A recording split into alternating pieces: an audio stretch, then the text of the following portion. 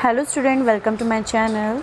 आज मैं आपको एनसीईआरटी की बुक साइंस क्लास 8 का सेकंड चैप्टर पढ़ाने जा रही हूँ, जिसका नाम है माइक्रो ऑर्गेनिज्म। ठीक है, तो माइक्रो ऑर्गेनिज्म का एक्चुअल में मतलब क्या होता है? सूक्ष्म जीव। इसका मतलब है छोटे छोटे जो जीव होते हैं जो हमारे आसपास के एनवायरनमेंट में पाए जाते हैं। अब आगे बोला जाए कि ये फ्रेंड है या फो है। फ्रेंड मतलब होता है दोस्त, फो मतलब होता है दुश्मन। तो वो हमारे फ्रेंड है या दुश्मन है, क्या है वो, हम इसके बारे में आगे पढ़ेंगे। तो you have seen several kind of plants and animals. आपने बहुत सारे टाइप के प्लांट्स और एनिमल्स को देखा होगा। However there are other living organism around us. और आपने अदर लिविंग ऑर्गेनिज्म को भी देखा होगा जो हमारे अराउंड अस होते हैं।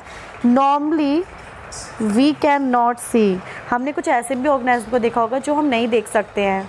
तो आपने कैसे देखा होगा? ऑब्वियस है, माइक्रोस्कोप के थ्रू देखा। So it is called micro organism या फिर माइक्रो ऑप्स।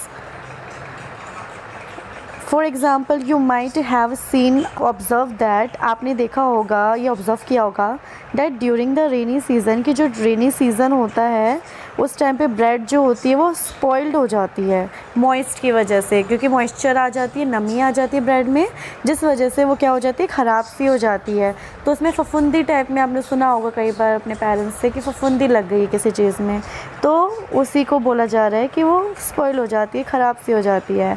तो its surface area covered with greyish white patches. तो जैसा मैंने आपको बताया कि जो फफूंदी होती है वो मैग्नीफाइंग ग्लास से आपको इसको ऑब्जर्व करना है।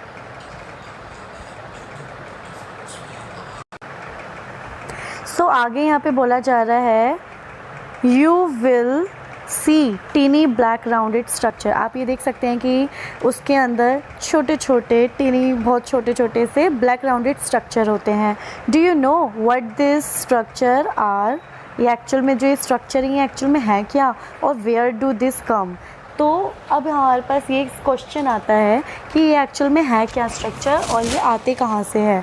तो इसके बारे में हम आगे इसी चैप्टर में पढ़ेंगे, आगे इन एक्टिविटी के थ्रू थोड़ा समझेंगे कि एक्चुअल में ये आते कहाँ से है। अब हम पढ़ने जा रहे हैं एक्टिविटी 2.1 माइक्रो ऑर्गेनिज्म के बारे में।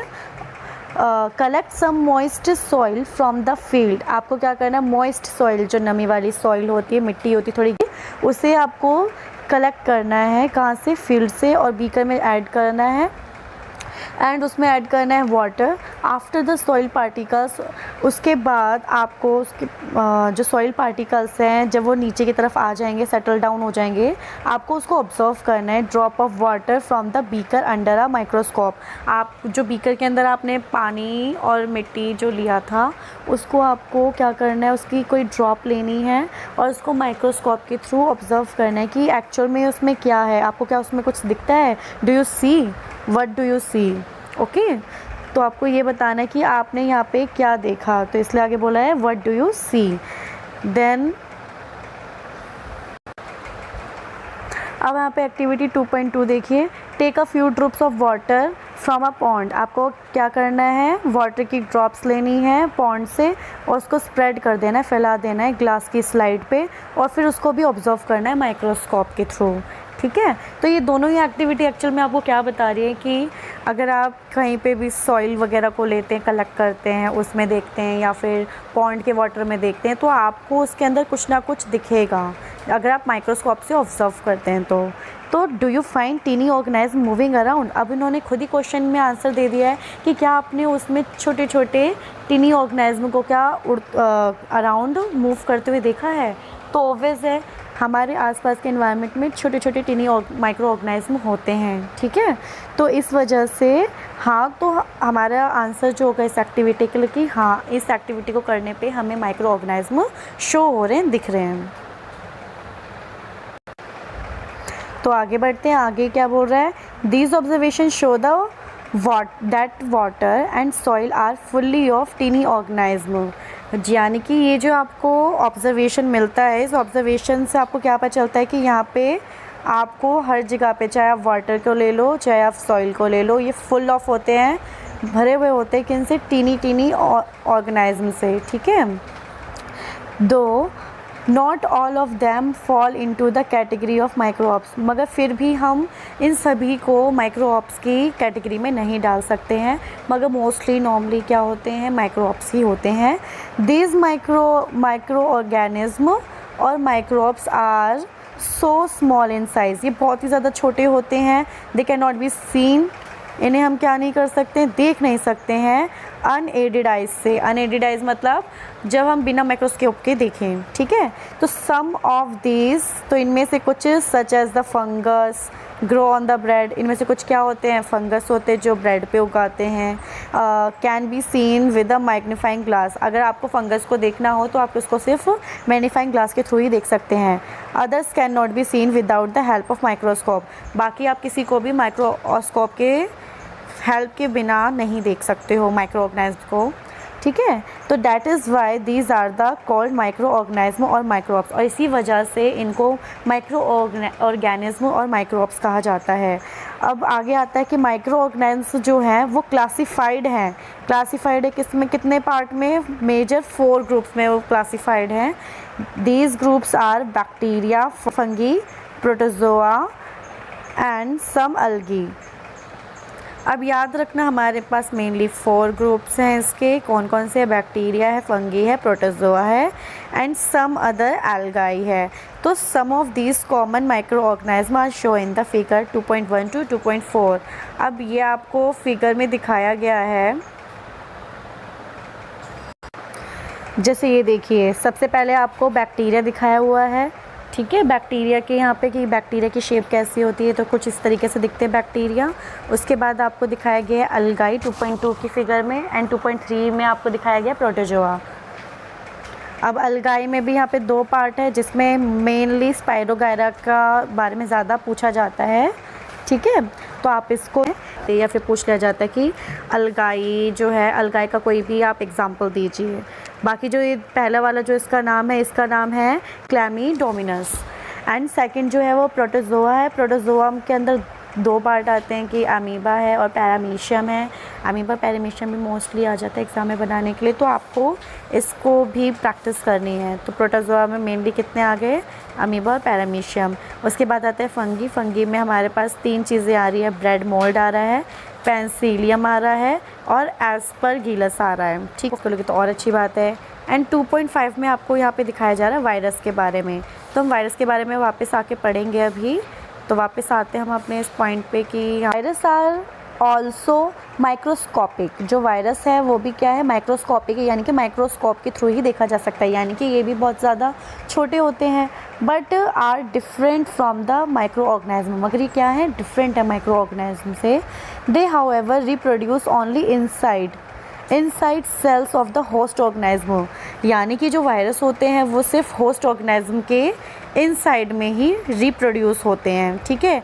यानी कि उनके सेल्स में जाके ही रिप्रोड्यूस हो सकते हैं। वैसे क्या होते हैं, डेड माने जाते हैं, मगर अगर इसको कोई ऑर्गेनिज्म मिल जाए तो ये उसमें क्या हो जाते हैं, लीव हो जाते हैं और ये वहाँ पे रिप्रोड्यूस करने लगते हैं।